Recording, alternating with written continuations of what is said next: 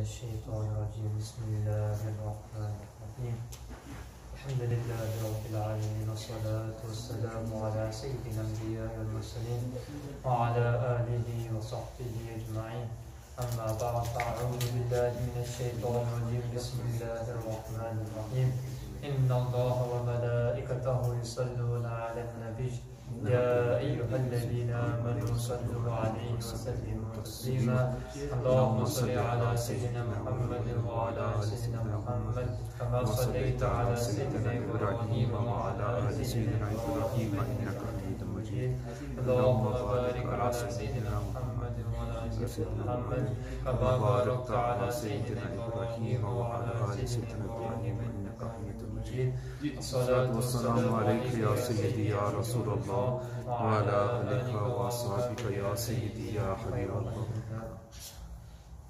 Alhamdulillah, Allah Ta'ala has blessed us once again to be gathered in this lesson which we are taking from the life of the Prophet ﷺ and going through the seerah of the Prophet ﷺ.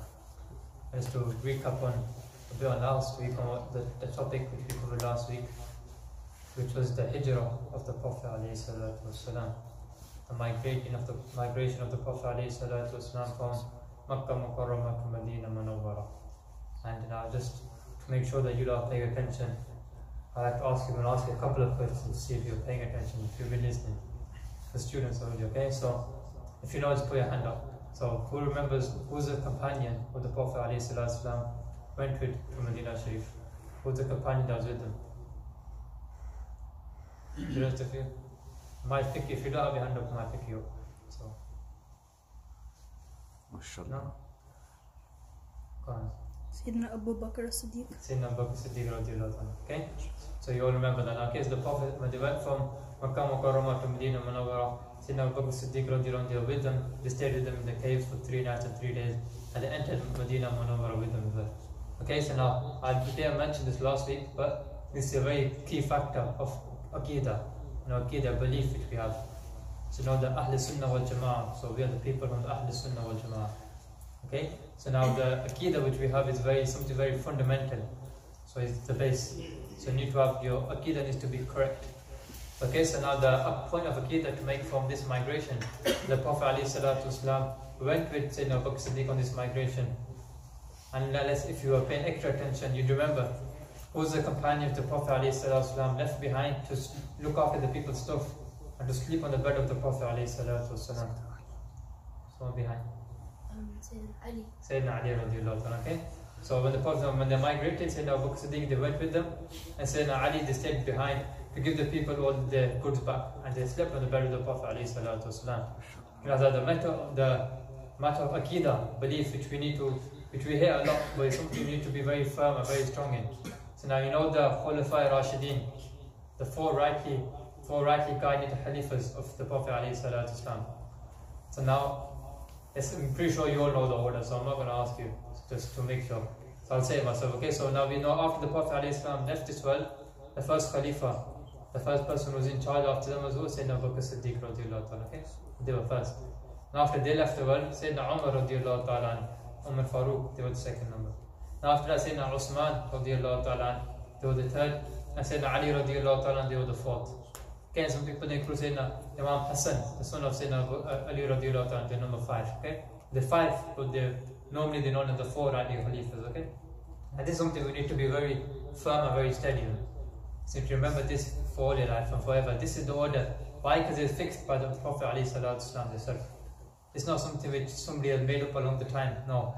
But there's a difference of opinion between the scholars, between number 3 and number 4. So now some of them do say Sayyidina Ali radiallahu ta'ala, they were number 3, Sayyidina Usman radiallahu ta'ala, they were number 4. But this is not the opinion of majority, this is a minority who have this opinion. So if somebody has this opinion, you don't say that they're not from the Ahl Sunnah wal Jama'ah. It is an opinion, but it's not the correct opinion. Okay, so these 4 is the order which you should remember forever, because this is something which is common in today's day and age. A lot of people, they even go to extent, say Sayyidina Ali radiallahu ta'ala, they were number 1. They were both Sayyidina Abu Bakr Siddiq, Sayyidina Umar, Sayyidina Uthman, all 3 of them. These people are known as Tafzilis, they know them as, and then these people then become a group of what we know as Shia, who then say that no, they go to such an extent, some of them so much so, they say that the Jibreel alayhi salam, the Prophet, the angel who come to the Prophet alayhi salatu wasalam, some of them even say that he forgot. Say the angel forgot. He was meant to go to Sayyidina Ali, but he went to the Prophet sallallahu alayhi wasallam. So these are the people have these beliefs. So this is something you need to be very fundamental, very firm in from day one. Okay, so from this age you need to remember this kind of stuff. And then when you go all of these, because these challenges come along, you'll get people, especially on social media today, you'll get video coming on. Somebody they slowly manipulate you, and eventually they build this belief inside you. But it's something which is a no-go zone, you can say. So it's something which we don't go to. Okay, so it's very important to mention from the lesson which you would take from the hijrah of the Prophet alayhi salatu wasalam. Now I mentioned the Prophet alayhi salatu wasalam when they entered Medina Sharif, and I mentioned how this place was called Yathrib before. It wasn't known as Medina, it's known as Yathrib. Why? Because it's a place of plague. There used to be disease in this place. People were known to get ill in this place. But when the Prophet ﷺ went there, the believers went there, it became a place of purity, become a place which was clean. People used to get shiva from Medina Sharif. Sayyidatuna Aisha radiallahu ta'ala, they mentioned how they used to get shifa from the earth, from the turab, from the mitti of Medina Sharif. They used to get shifa from it. This is because of the Prophet ﷺ going to Medina Sharif, it becomes Al-Madinah Al-Munawwara.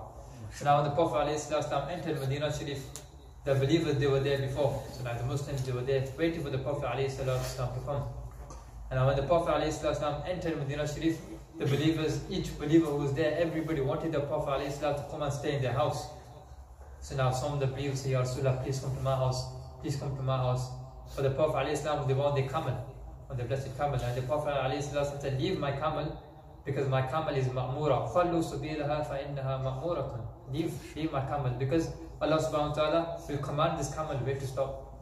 Now I mentioned this, the camel of the Prophet ﷺ, they used to go to the houses of people, and I mentioned the camel used to put their head around it, but then they would move to the next house, and eventually the house in Abu Ayyub Ansari radiallahu ta'ala, that's where the Prophet ﷺ then, the camel of the Prophet then stopped there. And the Prophet ﷺ then stayed in the house of this companion, who was named Abu Ayyub al-Ansari. This was the name of the companion. And now, this companion, the house which they had is a two-story house. The house is 2 stories. In that days, that was a normal, they would have like 1-story house, but they had 2 stories to the house. And it mentioned how the Prophet ﷺ, the Prophet ﷺ selected to choose in the bottom floor. And Sayyidina Ayyub al-Ansari and the family used to live on the floor on top. But they didn't like this. And Sayyidina Ayyub al-Ansari, they said to the Prophet ﷺ, Ya Rasulullah, if you give us permission, maybe stay downstairs and you can go upstairs. But the Prophet ﷺ said no, because your family, you have a right to have your own seclusion, to be upstairs, to be separate. Because people come, remember, the people used to come to meet the Prophet ﷺ. So now if they went through their house upstairs to see the Prophet ﷺ, they would have to go through the house of the companion first of all, then go to the Prophet ﷺ. So now they mentioned how Sayyidina Ayyub al-Ansari used to say that, Ya Rasulullah, we don't want to walk above the place where you are. So they felt this as a Badwi, this is something as bad manners. To walk with the Prophet ﷺ is to be. And they mentioned that at certain time, because the house in the bed, they weren't made how the house in Judea and Asia made. So they had like water would fall from the ceiling sometimes, and they would, out of fear, they were scared that the water would fall onto the Prophet ﷺ or fall where the Prophet ﷺ. So they used to cover all these gaps which is to cause water leaks. And they mentioned that, saying now Ayyub al-Ansari, they mentioned how they used to give food to the Prophet ﷺ. They used to cook food and present food to the Prophet ﷺ. The Prophet ﷺ used to eat a little bit. And now they mentioned the word of Sayyidina Ayyub al-Ansari, who was a companion of the Prophet ﷺ. They say when the Prophet ﷺ used to give us the bartan back, because we used to take the food from the bartan as tabarruk. You know, as we do now, if a person's teacher comes, a person's sheikh comes, and they come and they do this adab, and they take the tabarruk from them. Why? This is right from the sunnah of the Prophet ﷺ. See the companions doing this, and the Prophet ﷺ didn't forbid them, didn't tell them off for doing this. Why? Because one day the Prophet ﷺ, they didn't eat the food. And Sayyidina Ayyub al-Ansari, they mentioned, Ya Rasulullah, that the food which you eat, we take it as tabarruk. The Prophet ﷺ said, okay, you may take this as tabarruk, but the Prophet didn't eat that. They eat that certain food which they presented to them on that certain occasion. So now we see the lesson, saying taking tabarruk, seeking tabarruk from the Prophet ﷺ is something which is a sunnah of the Sahaba Ikram. As mentioned in the Quran, mentioned on one of the Jummah khutbah. And the companions, when the Prophet ﷺ used to do wuzu, The Prophet used to do wuzu, it mentioned the water which is to come out of the Prophet ﷺ's blessed mouth and the blessed nose, it didn't need to touch the floor. It didn't need to touch the floor. And how? How this is to be? While the companions used to gather their hands on top of one another. The Prophet used to do wudu, and before they used to even lay out the mouth, the companions used to have their hands in front. And yeah, above each hand there would be another hand. And like Khalid ibn Sulh, they were about 1,200 Sahaba Ikram, and you can imagine each one of them was trying to get this tabarruk of the Prophet ﷺ. So the one who would be far and he wasn't able to get this, what would he do? He would go and he would rub his hands on the companion who got this blessed tabarruk from the Prophet ﷺ. Now we may think that this is something, it is obviously to a normal day and age person, they might say this is something which is, say, gross, ma'azallah, like something which is not pleasing.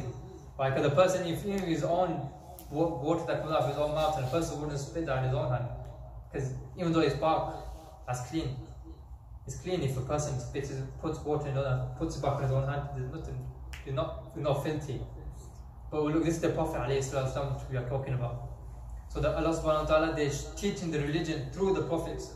That's what the prophets come for, to guide the people. So now we learn the religion through the prophets alayhi. So the Prophet alayhi doing this is showing us that why the Prophet alayhi did not know a person like us. Which is the lesson which we are learning from this. And that he was a healer for believers. Many occasions it mentioned one of the battles, a companion, the eye come out. The battles happen later on now.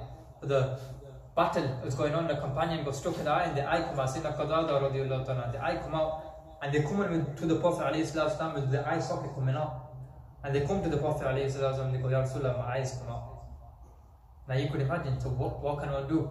So if I look at the Prophet, this will say the Prophet, they're not a normal person like us. So what do? They get their blessed saliva, they put in the eye of this companion, they put the eye back. And the eye fills back to normal. And now the companion says after that, they will see even more clear from that eye how they used to see before. Now, what is this? So we can't say this is something which is not normal. So the people say they're a person like us. No, look at the special person. Allah subhanahu wa ta'ala, the prophets, they're not normal. They're not normal like people. They be special people. So now after this, the Prophet ﷺ now settled into Medina Sharif. And then it becomes Al-Madinah Al-Munawwara. And then many events took place after the Prophet ﷺ now settled into Medina Sharif.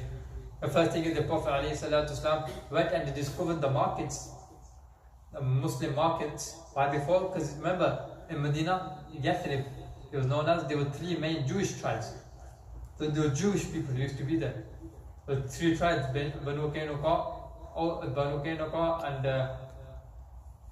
Banu Nazir, and the third one, Muslim Ahmad. So there were three Jewish tribes who were famous, who were known in that time, known in that place.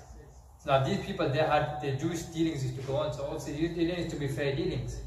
So now the Prophet ﷺ then established a Muslim market, which the believers used to go and do their dealings in a fair way, in a just manner. He mentioned in the first ayah which was revealed when the believers were in Medina Munawwara, the famous verse of Surah 30, as we all know, Wailul lil mutaffifin. The verse is about the people who cheat. Now, whilst weighing, whilst doing business, those who cheat, Allah subhanahu wa ta'ala says that they're going to burn a fire. So these are one of the first verses that was sent down in Medina Munawwara. So then after this, the Prophet ﷺ then realized to establish his own Muslim market with the believers who do their halal dealings with one another.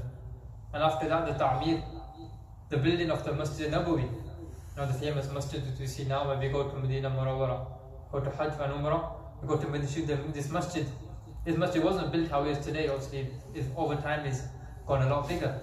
But that Masjid Nabawi was then built after the Hijrah. The Prophet ﷺ then built this masjid. And after that, another great event took place was the Adhan. Remember, of the Prophet ﷺ when they went to the journey of Mi'raj, this when the 5 namazah become first.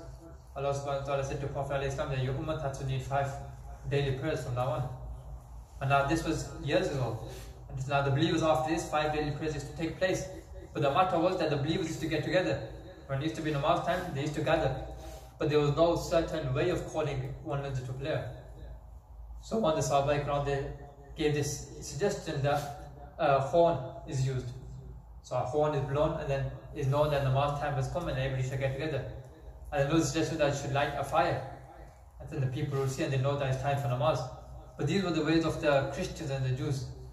So these acts took place for a while, but then a Sahabi, one day they see a dream. I think the Sahabi was Hazrat Zayd bin Harith, if I recall correctly. Or Sayyidina Harith, one of the two, they seen a dream which a person comes to them and then they teach them the word of the Adhan. The Adhan is to be today, Allahu Akbar, Allahu Akbar.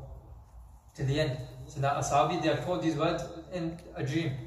So now they come to the Prophet ﷺ and say, Ya Rasulullah, I had this beautiful dream which an angel come to me which I was informed to read these words who have gathered the people together for Salah. And shortly after saying this, Umar radiallahu ta'ala, they come and they hear the same thing and they say, Ya Rasulullah, by Allah I have heard exactly the same words have been told to me in my dream also. And then the Prophet ﷺ says, okay, so this shall be the way forward. Sayyidina Bilal radiallahu ta'ala, so they say, who is a believer with a loud voice?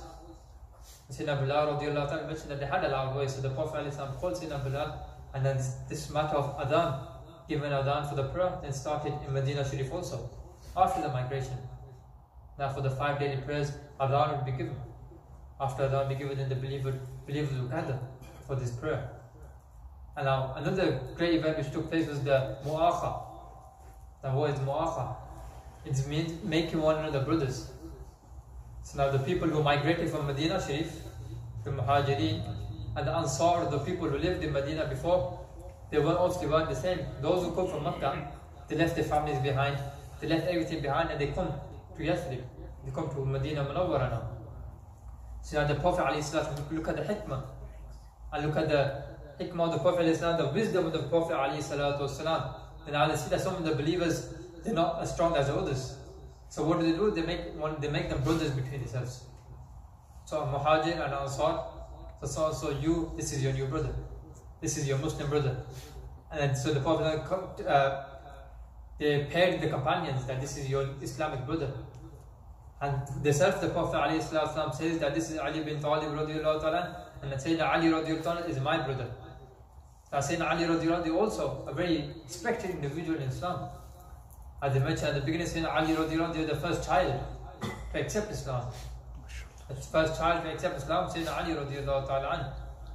And we mentioned previously in the beginning lectures, that when Sayyidina Ali radiallahu ta'ala was told about this matter of Islam, they mentioned they were 10 years old roughly. The Prophet ﷺ then told them about Islam, and he said that I shall think about this.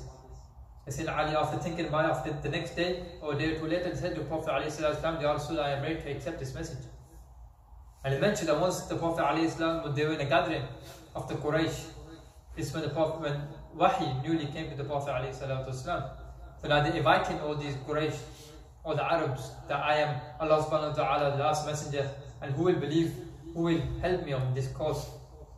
And none of the big Arabs, the great Sardar, the great leaders, none of them spoke. And when Sayyidina Ali radiallahu ta'ala, they were a 10-year-old boy at that time.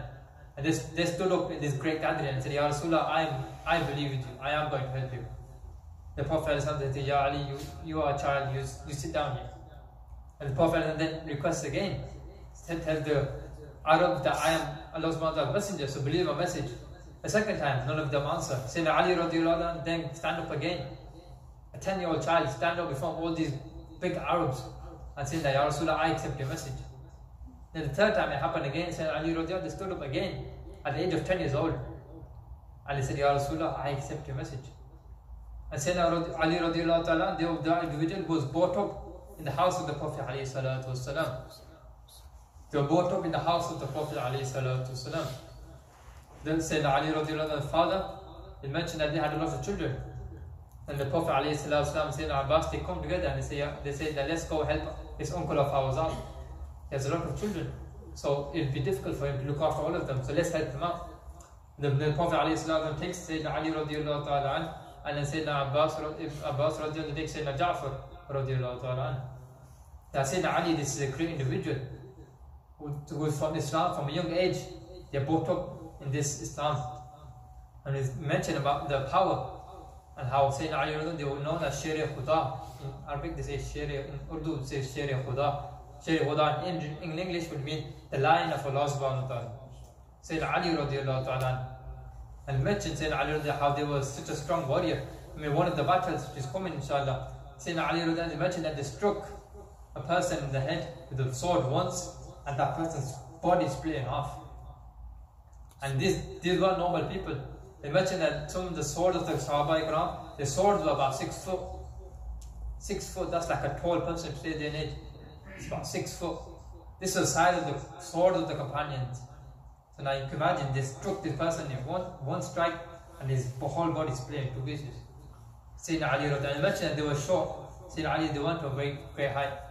And mentioned they also had a belly as well, so they were a bit large bellied also. They had a big beard also, they were short. And they also bald, is mentioned. Some relations with Sayyidina Ali, they were bald from the head. Another great example you see of their power, why they got this title of Sharia Khuda, the line of Allah subhanahu wa ta'ala. The Battle of Khaybar. There was a battle in which there was a door which the believers couldn't get through. And I mentioned the believers were all trying to get through this door, but none of them could open this door, drop this door. And I said, Ali radiallahu ta'ala, they go and they prove the believers and they show them. In other words, show them how the Messenger Ali radiallahu, they went to this door and they mentioned how they just got up and they leaped and they barged this door. You know, how you told about it. They jumped to a short, so they jumped up and they barged this door and this door fell. Imagine it's a great, big, massive door of a fort or a castle, whatever it was. Mentioned after that, there are about 40 believers, 40 normal men tried picking up this door and they couldn't pick it up. They couldn't pick up this door. That said, Ali radiallahu, one single man who they barged this door and this door fell. And he mentioned all the tafsir, I think Imam Razi, rahimahullah, in Tafsir Kabir, they mentioned, they said, Ali, they read a share, and you know, verse of poetry about this. And they say, غالبا ما قلعت باب خيبر بقوة جسمانية ولكن قلعتها بقوة ربانية. They say, I didn't open the door, I didn't break the door of Khaybar with my own power, with the power of my body. However, Allah subhanahu wa ta'ala inspired me, قوة رباني. He gave me this ruhani inside power, which I opened this door, which I made this door fall. Now this is in Ali radiallahu ta'ala anhu. And the Prophet ﷺ said, when making these companions brothers, this so-and-so is brother, so-and-so is brother, the Prophet ﷺ said, Ali radiallahu ta'ala, he is my brother. And after this he mentioned, and you know the believers, the companions, the Prophet ﷺ that so-and-so is their brother, he mentioned that they treated them brothers more closer and more seriously than they would treat the actual blood brothers. Why? For the Prophet ﷺ that this is my brother. And this is my brother. He mentioned at a time of battle or two, it happened with some of the companions. They faced the real brother, at the same time they gave preference to the Islamic brother, who the Prophet ﷺ made the brother. They know this is my real brother because the Prophet ﷺ made this person to my brother. And after this, now then, Medina Munawwara is now become established. It's become an established Muslim state. And now the dealings are going through, halal dealings, the halal market, Masjid Nabawi is there, people are praying. Namaz is happening, 5 daily prayers. And now after this, inshallah, we can continue from here next week how the believers are given permission from Allah subhanahu wa ta'ala to go to battle now. Allah subhanahu wa ta'ala says in the Quran, أُذِنَ لِلَّذِينَ يُقَاتِلُونَ فِي سَبِيلِ اللَّهِ بِأَنَّهُمْ ظُلِمُوا. Allah subhanahu wa ta'ala gives permission to now the believers, they are now allowed to go and do battle and go do war against the disbelievers. And then after this, the battles take place, Battle of Badr, Battle of Uhud, and these great battles will take place in Islam. And inshallah, we shall continue from there next week. So the lessons being how the Prophet ﷺ made this brotherhood between the believers. Allah subhanahu wa ta'ala says in the Quran also, that إِنَّمَا الْمُؤْمِنُونَ إِخْوَةً, that indeed the believers are brothers. But this brotherhood of Islam, which is something has been here from day one, and something which can remain to the day of judgment. So I should love someone. If you love a Muslim brother, why? Because he is my Muslim brother. Mentioned on the day of judgment, when there is no shade apart from the shade of Allah subhanahu wa ta'ala's throne. A person who loves another person for the sake of Allah subhanahu wa ta'ala, he's going to be amongst those people who will be under the shade on the day of judgment. So these are the lessons for us to learn from the life of these blessed companions and the life of the Prophet ﷺ. So good dua that Allah subhanahu wa ta'ala gives us all the tawfiq to act upon the sunnah of the Prophet ﷺ. And if I've said anything wrong, I ask Allah subhanahu wa ta'ala for forgiveness. أقول قولي هذا أستغفر الله لي ولكم.